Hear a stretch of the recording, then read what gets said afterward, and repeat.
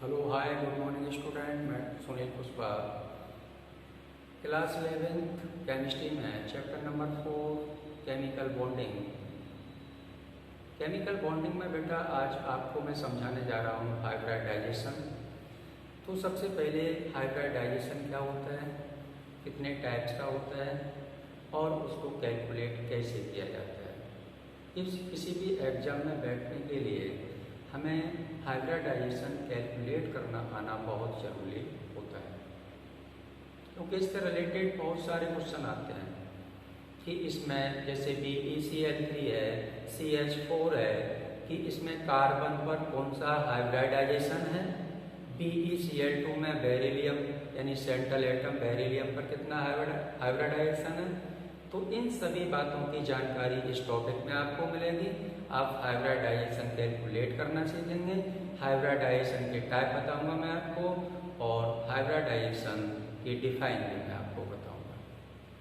तो मेरे साथ बने रहें और मेरे चैनल को बेटा सब्सक्राइब कर लें, ताकि मेरे द्वारा बनाई हुई न्यूज़ वीडियोज़ की नोटिफिकेशन आपके पास तक पहुंचती रहे, ताकि आपका कोई भी टॉपिक छूटने न पाए। तो चलते हैं, शुरू करते हैं टॉपिक को। हाइब्रिडाइजेशन, जिसको बोलते हैं संकरण। क्या होता है बेटा संकरण? लगभग समान ऊर्जा वाले परमाणु कक्षक आपस में मिलकर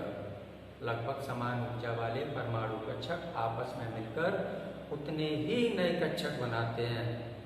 अब उनमें क्या क्या होना चाहिए? नए कक्षकों में ऊर्जा समान होनी चाहिए, आकृति समान होनी चाहिए, ऊर्जा आकृति समान होनी चाहिए, और आकार भी उसका समान होना चाहिए।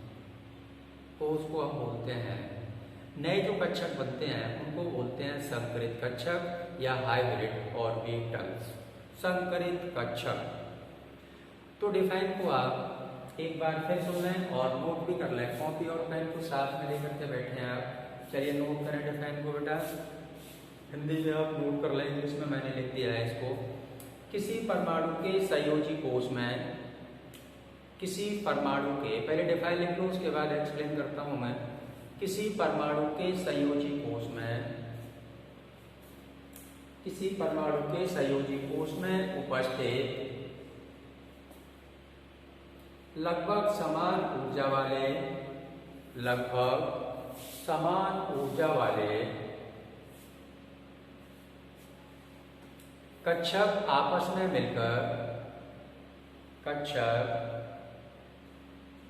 में मिलकर उतनी ही संख्या में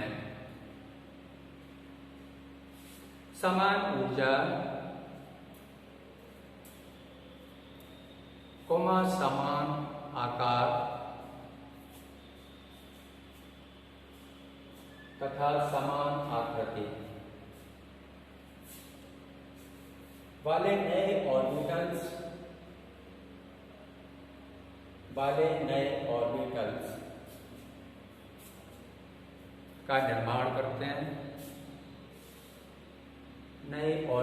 का निर्माण करते हैं। इस घटना को हाइब्रिडाइजेशन कहते हैं, और बनने वाले नए कक्षकों को संकरित कक्षक कहते हैं।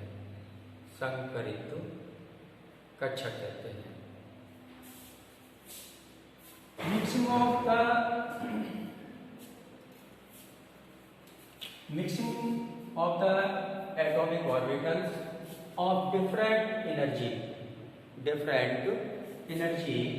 and formation of hybrid orbital of equivalent energy. Equivalent energy is called hybridization. अब बात आती है, वहां पर क्या हुआ था कि समान आकृति, समान आकार और समान ऊर्जा वाले नए कक्षकों का निर्माण होता है। जो नए कक्षक बनते हैं ना, उनको बोलते हैं संकरित कक्षक, हाइब्रिड ऑर्बिटल। संकरित कक्षक, नए कक्षकों। और इस घटना को हम बोलते हैं हाइब्रिडाइजेशन। तो देखिए आप आगे डिफाइन मैंने नोट कर दिया है। आगे देखते हैं types of hybridization. Types of hybridization.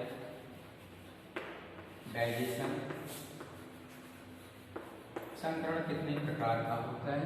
Types of hybridization. एक टेबल बनाऊंगा मैं बेटा, यहाँ पर टेबल को आप अच्छे से देखेंगे। टेबल में मैं क्या लिखने जा रहा हूँ वो भी देखेंगे आप। Number of orbitals, first number में लिख रहा हूँ नंबर ऑफ ऑर्बिटल्स। इधर types of hybridization, sorry name of hybridization, name of hybridization s hybridisation.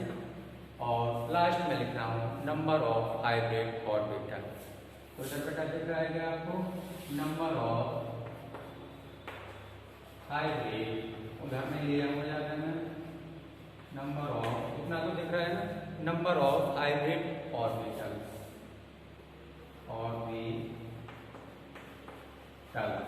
चलिए देखते हैं नंबर ऑफ, 3 कॉलम कर लेते हैं हम इस तरीके से। आपको नजर आ रहा होगा 3 कॉलम हमारे, है ना। 3 कॉलम बोर्ड पे मैंने बना लिए। नंबर ऑफ ऑर्बिटल है मेरे पास 2। नंबर ऑफ ऑर्बिटल है मेरे पास 2, तो यहां मैं लिख रहा हूं नंबर ऑफ ऑर्बिटल है 2, तो यहां पर लिख रहा हूं 2। तो नेम ऑफ हाइब्रिडाइजेशन क्या होगा? लेकिन इस टेबल को समझने के लिए हम आपको पहले ही ये बता चुके हैं कि जो सबसेल होते हैं ना बेटा, सबसेल होते हैं हमारे 4, S subshell, T subshell, D subshell और एफ सबसेल। एस सबसेल में 1 ऑर्बिटल होता है, पी सबसेल में 3 ऑर्बिटल होते हैं, डी सबसेल में 5 ऑर्बिटल होते हैं और एफ सबसेल में 7 ऑर्बिटल होते हैं। ये कोई लिखने वाली बात नहीं है, न ही लिख के रट्टा लगाने वाली बात। चैप्टर नंबर 2 में बताया था स्ट्रक्चर ऑफ एटम, तो ये सबको पता है बच्चों को। अब नंबर ऑफ ऑर्बिटल कितने हैं? 2 है, तो नेम ऑफ हाइब्रिडाइजेशन क्या होगा? sp होगा, sp हाइब्रिडाइजेशन होगा। नंबर ऑफ हाइब्रिड ऑर्बिटल, तो जितने भाग लेंगे उतने ही बनेंगे, जितने ऑर्बिटल्स भाग लेंगे उतने ही, संकरण में जितने ऑर्बिटल भाग लेते हैं उतने ही नए बनते हैं, नए ऑर्बिटल बनते हैं, जिनको हम हाइब्रिड ऑर्बिटल कहते हैं। तो 2 ने भाग लिया तो 2 ही बने। अब नंबर ऑफ ऑर्बिटल है हमारे पास 3, हाइब्रिडाइजेशन कौन सा होगा? sp2 होगा। नंबर ऑफ ऑर्बिटल है 3 ऑर्बिटल पार्टिसिपेट कर रहे हैं, तो हाइब्रिडाइजेशन होगा sp2। और नंबर ऑफ हाइब्रिड ऑर्बिटल जितने भाग लेंगे उतने ही बनेंगे, तो 3 यहाँ पर 3। अब देखते हैं नंबर ऑफ ऑर्बिटल 4, हाइब्रिडाइजेशन होगा sp3। बोलो क्लियर है मेरी बात? अब 3 बने यहाँ पर, अब देखो सॉरी 4 बने यहाँ पर, 4 ही पार्टिसिपेट कर रहे हैं, तो यहाँ पर भी हमें 4 ही लिखना है। न्यू यानी हाइब्रिड ऑर्बिटल बनेंगे या न्यू जो ऑर्बिटल बनेंगे वो 4 बनेंगे। नेक्स्ट आता है बेटा 5 में हाइब्रिडाइजेशन क्या होगा? sp3d। sp3d कितने नंबर ऑफ हाइब्रिड ऑर्बिटल होंगे इसमें? 5 होंगे। नेक्स्ट आता है बेटा 6, नंबर ऑफ ऑर्बिटल है 6, तो हाइब्रिडाइजेशन होगा कौन सा होगा? sp3d2 होगा। कितने बनेंगे? 6 हाइब्रिड ऑर्बिटल बनेंगे 6। अब 7 आता है, 7 में कौन सा हाइब्रिडाइजेशन होगा? sp3d3 होगा। और नंबर ऑफ हाइब्रिड ऑर्बिटल होंगे 7, नंबर ऑफ हाइब्रिड ऑर्बिटल होंगे 7। अब ये कंपाउंड में ये भी बताऊंगा इसी टॉपिक में, मैं कंपाउंड में किसी भी कंपाउंड में एटम पर हाइब्रिडाइजेशन को कैसे कैलकुलेट करते हैं, बहुत इंपॉर्टेंट टॉपिक। 7 चलिए इसको नोट डाउन कर लें आप, बना लीजिए।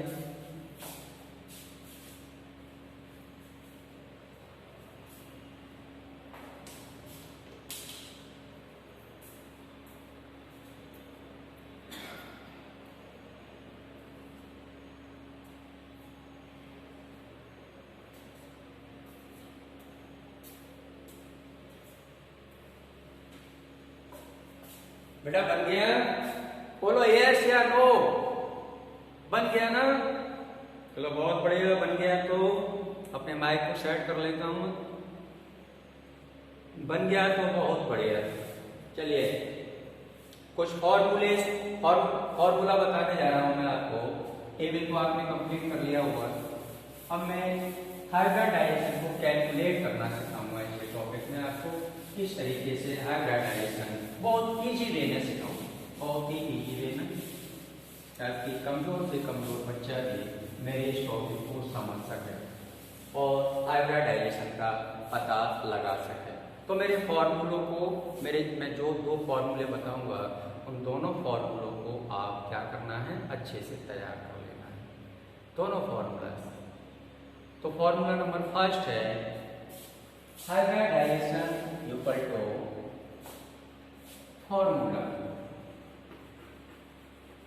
Formula number first, hybridization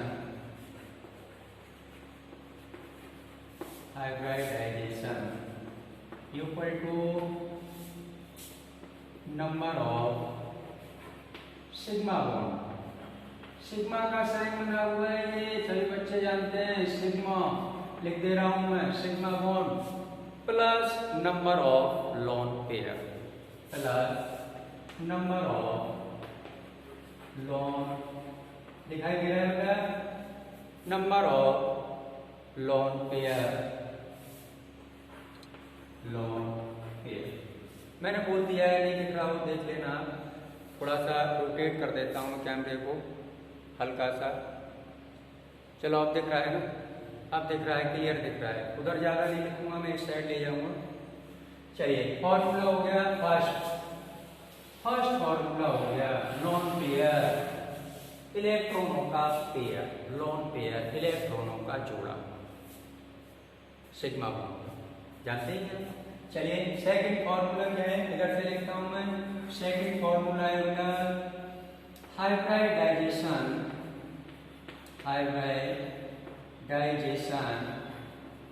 equal to group number of central atom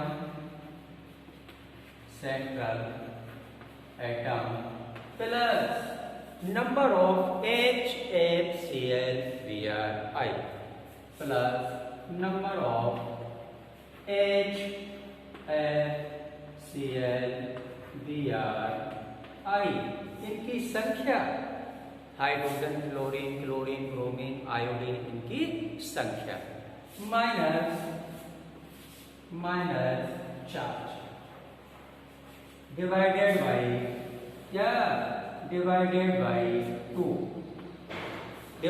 by two. तो दो फॉर्मूले मैंने बता दिए आपको, आप नोट कर सकते हैं इनको।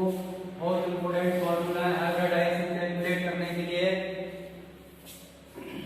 चलिए अब निकालते हैं इनको, फॉर्मूला को नोट कर लें आप।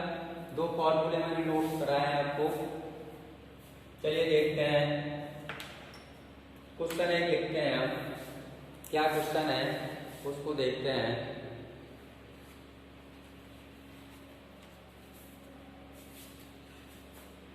नोट हो गए बेटा? चलिए दोनों फॉर्मूला नोट कर लिया आपने।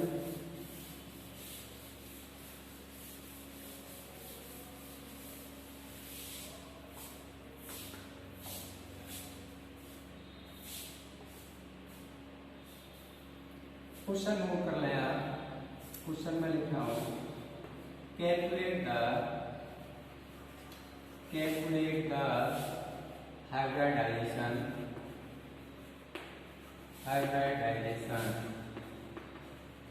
in the following compounds, following compounds, कौन कौन से कंपाउंड्स हैं उन पर एक नज़र डालते हैं। चलिए, फर्स्ट है बेटा H2SO4, मैं बताना है आपको, क्लियर है। दूसरा है SO4 2 नेगेटिव चार्ज में हाइब्रिडाइजेशन बताना है बेटा। नेक्स्ट है IF7,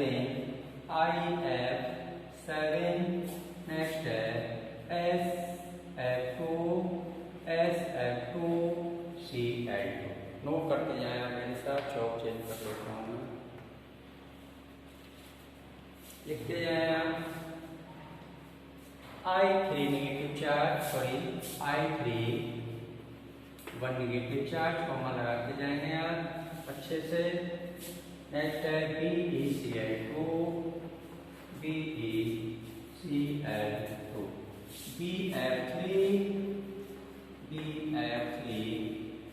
के बाद है बेटा NH3, PCl5, PCl3। नेक्स्ट है SF2, SF4, SF6 और SO2। नोट करते जाएंगे आप, SO2, SO3 हो गया ना, NH4 प्लस, H2SO4 हो गया है, POCl3। उसके बाद है HSO4 1 नेगेटिव चार्ज। नेक्स्ट है SOCl2 और IF7 है SF2 पॉजिटिव चार्ज और 4। चलिए CO बड़ा को बनाएंगे, नोट कर लें इसको, सिस्टम से निकलवाते हैं। H2SO4, एक दो बातें इसमें और बताऊंगा मैं आपको।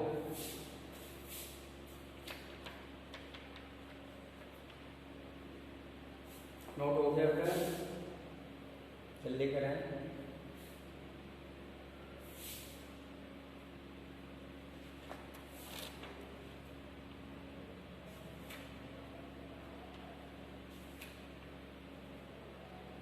जल्दी,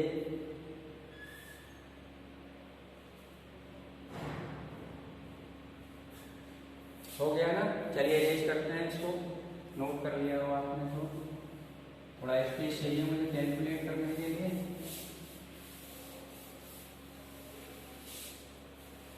H2SO4 और SO4 2 नेगेटिव चार्ज। आपको भी कुछ करना है, कुछ मैं बताऊंगा, कुछ आप सॉल्व करेंगे इनको, तो आप जल्दी से सीख सकते हैं। तो मैं आपको यहाँ पर एक बात बताने जा रहा हूँ बेटा कि सेंट्रल एटम क्या होता है। सेंट्रल, इनको तभी सॉल्व कर पाएंगे यार। सेंट्रल एटम क्या होता है? जो परमाणु, जो एटम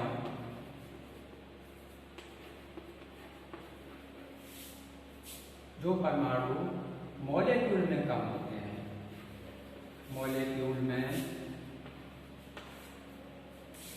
जो एटम मॉलिक्यूल में कम होते हैं, नोट करते जाएं आप, कम होते हैं, उसे सेंट्रल एटम कहते हैं, उसे सेंट्रल एटम कहते हैं। और दूसरी बात, जिसकी इलेक्ट्रोनेगेटिविटी कम होती है, मैंने क्या बोला? मैंने बोला कि जिसकी इलेक्ट्रोनेगेटिविटी कम होती है उसको हम सेंट्रल एटम कहते हैं। अब यहाँ पर एक बात आती है इलेक्ट्रोनेगेटिविटी की, तो शौक ले लूँ मैं, इलेक्ट्रोनेगेटिविटी की बात आती है, सेंट्रल एटम की बात कर रहे हैं अभी हम आपसे। चलिए, इलेक्ट्रोनेगेटिविटी एक डिफाइन मैंने लिखा है कि जो एटम मॉलिक्यूल में, जो परमाणु अणु में कम होते हैं उसको हम सेंट्रल एटम कहते हैं। फिर मैंने दूसरे पॉइंट में बोला है, इसको फर्स्ट पॉइंट डाल देता हूं मैं, सेकंड पॉइंट में मैं बताने जा रहा हूं आपको, जिसकी इलेक्ट्रोनेगेटिविटी कम होती है उसे हम सेंट्रल एटम कहते हैं। लेकिन यहाँ पर हमें पीरियोडिक टेबल में थोड़ा जाना पड़ेगा कि जैसे इधर से इधर हम जाते हैं और इधर से इधर हम आते हैं। ये गोला बड़ा है, याद रखते हैं, ये गोला छोटा है और ये और ज्यादा बड़ा है। क्लियर होता जाएगा, पॉइंट टू पॉइंट क्लियर होगा। सेंट्रल एटम क्या होता है, इलेक्ट्रोनेगेटिविटी किधर से किधर बढ़ेगी, ग्रुप में बढ़ेगी या पीरियड में बढ़ेगी या कम होगी, वो बातें यहाँ बता रहा हूँ मैं आपको। तो ये तो हम आ रहे हैं बेटा अप टू बॉटम, यानी ऊपर से नीचे की तरफ आ रहे हैं पीरियोडिक टेबल में, और इधर जा रहे हैं हम left to right, left to right, left to right जा रहे हैं इस साइड। देखिए पीरियोडिक टेबल में लेफ्ट टू राइट जाने पर इलेक्ट्रोनेगेटिविटी इंक्रीज होती है। क्या बोला मैंने, इलेक्ट्रोनेगेटिविटी, तो En यहाँ पर क्या होगा, इंक्रीज होगी। लेफ्ट टू राइट जाने पर इलेक्ट्रोनेगेटिविटी इंक्रीज होती है। और पीरियड में, सॉरी ग्रुप में अप टू बॉटम आने पर En इलेक्ट्रोनेगेटिविटी डिक्रीज होती है। तो यहाँ पर En क्या होगी, बोलो, यहाँ पर डिक्रीज होगी। इलेक्ट्रोनेगेटिविटी अप टू बॉटम आने पर डिक्रीज होती है। तो कोई एलिमेंट्स अगर रखा हुआ है बेटा 5A में, और जैसे ऑक्सीजन रखा हुआ है, ऑक्सीजन की बात कर रहा हूं मैं, ऑक्सीजन रखा हुआ है किसमें, 6A में, और फ्लोरीन रखा हुआ है 7A में। तो फ्लोरीन की इलेक्ट्रोनेगेटिविटी ज्यादा होगी, ऑक्सीजन की कम होगी, डेफिनेट है, तो बढ़ रही है। पीरियड में लेफ्ट टू राइट जाने पर इलेक्ट्रोनेगेटिविटी इंक्रीज होती जाती है। चलिए अब देखते हैं। तो मैंने बोला कि जिसकी इलेक्ट्रोनेगेटिविटी कम होती है उसको सेंट्रल एटम कहते हैं। डिफाइन को नोट कर लें, जिसकी इलेक्ट्रोनेगेटिविटी En, जिसकी इलेक्ट्रोनेगेटिविटी कम होती है, उसे सेंट्रल एटम कहते हैं, उसे सेंट्रल एटम कहते हैं, सेंट्रल एटम कहते हैं। चलिए बातें समझ में आ गई होंगी आपको, नोट कर सकते हैं आप, नोट कर लें, स्क्रीनशॉट ले सकते हैं आप, थोड़ा जल्दी कर लें, फिर आगे बताता हूं मैं। हाइब्रिडाइजेशन कैलकुलेट करना बहुत मोस्ट इम्पोर्टेंट टॉपिक है, ये बहुत आपके लिए वो टॉपिक है कि हाइब्रिडाइजेशन को कैसे कैलकुलेट किया जाता है। स्क्रीनशॉट ले लिया होगा आपने। चलिए आगे चलते हैं। H2SO4 सेंट्रल एटम के बारे में मैंने बातें कर ली है। सेंट्रल एटम की मैंने 2 डिफाइन बताई है। एक डिफाइन बताई है कि जो परमाणु अणु में कम होते हैं उसको सेंट्रल एटम कहते हैं, और दूसरी डिफाइन बताई थी कि जिसकी इलेक्ट्रोनेगेटिविटी कम होती है उसको सेंट्रल एटम कहते हैं। बोलो क्लियर है, दोनों डिफाइन क्लियर हैं, याद भी हो गई होंगी। चलिए आगे, H2SO4 में पता करना है सेंट्रल एटम कौन सा है। H2SO4 में ये है बेटा सेंट्रल एटम, इसको बोलेंगे सेंट्रल एटम, सेंट्रल एटम बोलेंगे इसको। क्यों बोलेंगे, क्योंकि ऑक्सीजन से सल्फर की इलेक्ट्रोनेगेटिविटी कम है। ऑक्सीजन से सल्फर की इलेक्ट्रोनेगेटिविटी कम है क्योंकि ऑक्सीजन ऊपर है और सल्फर नीचे है। तो ग्रुप में अप टू बॉटम आते हैं तो इलेक्ट्रोनेगेटिविटी डिक्रीज होती जाती है, और जिसकी इलेक्ट्रोनेगेटिविटी कम होती है वही सेंट्रल एटम होता है। बोलो क्लियर। चलिए बहुत बढ़िया, बहुत अच्छे। चलिए सेंट्रल एटम पता चल गया हमें। अब इस सेंट्रल एटम सल्फर जो है इस पर हमें हाइब्रिडाइजेशन का पता करना है कि इस पर कौन सा हाइब्रिडाइजेशन है। तो चलो फॉर्मूला लगा लेते हैं। फॉर्मूला लगा लो, हाइब्रिडाइजेशन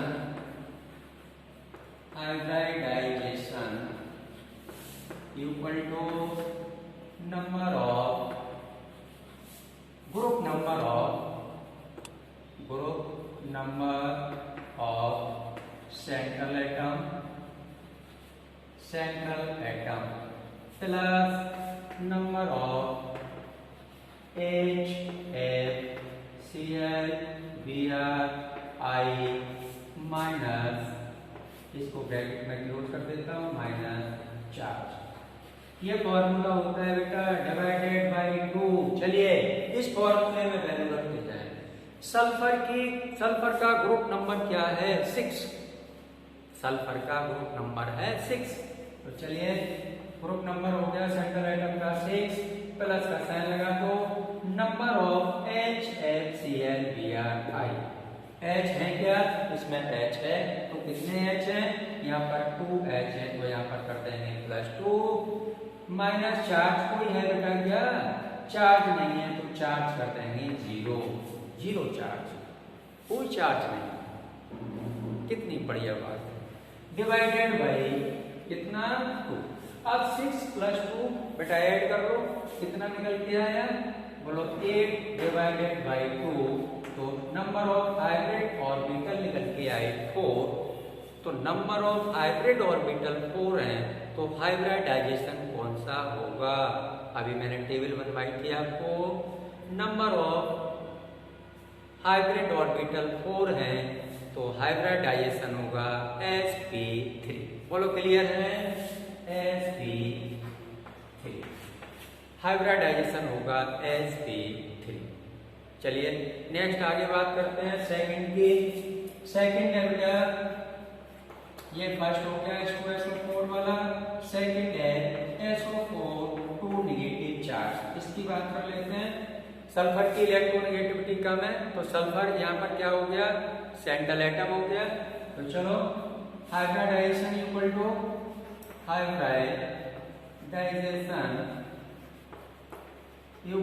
ग्रुप नंबर कितना है सेंट्रल एटम का? यहाँ भी सल्फर था, तो 6 होगा, प्लस और किसकी बात कर लेते हैं? अब क्या चाहिए? Number of HFCl Br। कुछ नहीं है, कुछ है ही नहीं यहाँ पर, 0 रखना है। नंबर ऑफ, ना तो हाइड्रोजन है, ना क्लोरीन है, ना क्लोरीन है, ना ब्रोमीन है, ना आयोडीन है, तो उसकी जगह पे 0 रखना है। माइनस, अब बात करते हैं माइनस। चार्ज कितना है? 2 है, माइनस के 2 है, वो भी बेटा माइनस के 2 है, डिवाइडेड बाई 2। चलिए डिवाइडेड बाई 2 हो गया ना, क्या करना है? माइनस माइनस हो गया प्लस, प्लस के 2 ये हो गए और 6 ये हो गए, तो कितना हुआ? 6, यानी 6 प्लस कितना? 2 divided by 2 equal to 8 by 2। 8 में 2 का डिवाइड देंगे तो कितना निकल के आएगा? 4 निकल के आएगा। हाइब्रिडाइजेशन कौन सा होगा? sp3 होगा। बोलो क्लियर है? नोट डाउन कर ले आप, इसको रेज करने जा रहा हूं मैं, नोट कर लें।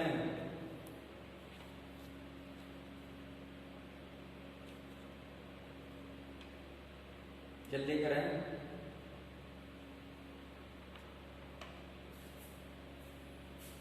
बात करते हैं अब NH3 की। IH7 में निकालते हैं बेटा, उसके बाद NH3 में निकालते हैं। चलिए फॉर्मूला याद रखते हैं, फॉर्मूला अगर याद है तो सब काम बढ़िया हो जाएगा आपका। जल्दी, टाइम ओवर हो रहा है, जल्दी जल्दी लिखते जाएं आप। Third number IF7।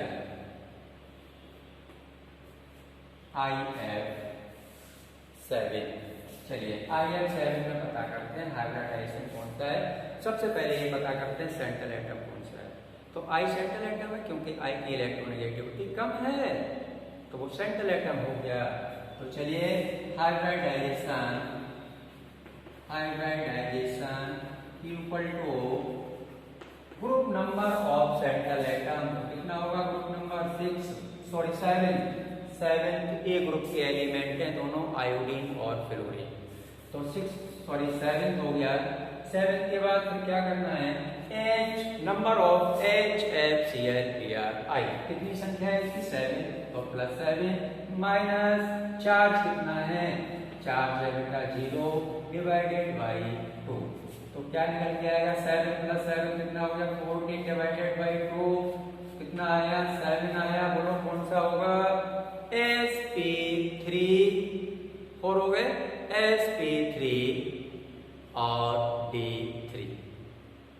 बोलो क्लियर है?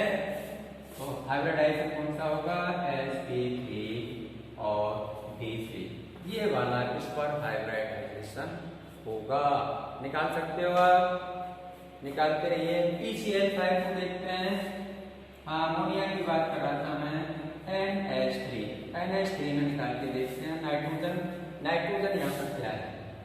नाइट्रोजन सेंट्रल एटम है, तो हाइब्रिडाइजेशन